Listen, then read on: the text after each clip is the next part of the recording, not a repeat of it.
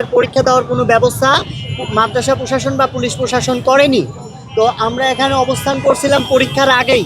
আমরা মনে করেছিলাম আমরা এখানে অবস্থান করলে আমাদের মাদ্রাসা প্রশাসক এখানে এসে শিক্ষার্থীদের একটা সিকিউরিটি দিয়ে পরীক্ষার হলে নিয়ে যাবে।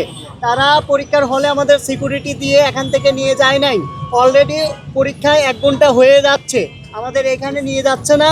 তো আমরা পরীক্ষা শিক্ষার্থী যারা আছে শিক্ষার্থীরা পরীক্ষাও দিতে পারলো না এবং আমরা হলেও প্রবেশ করতে পারলাম না।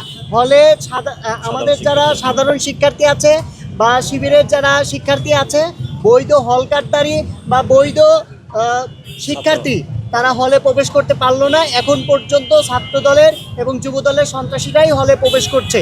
এই বিষয়ে পুলিশ প্রশাসন বা মাদ্রাসা প্রশাসন কোনো ব্যবস্থা নিতে পারলো না।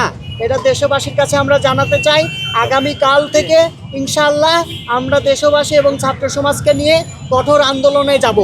কারণ আমরা চাই ইসলামী ছাত্র শিবির এখানে শুধু আমাদের শিবিরের জন্য আমরা আসি নেই।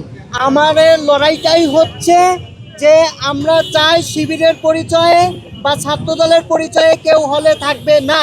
এখানে পরিচয়ে থাকবে হচ্ছে শিক্ষার্থী, বৈধ শিক্ষার্থীর পরিচয়ে, বৈধ হলকারদারির প্রেক্ষাতে। আমরা আগামীকালকে কঠোর কর্মসূচি ঘোষণা করব। সেই জন্য আপনাদেরকে উদারত আহ্বান জেনে আমার বক্তব্য এখানে শেষ করছি।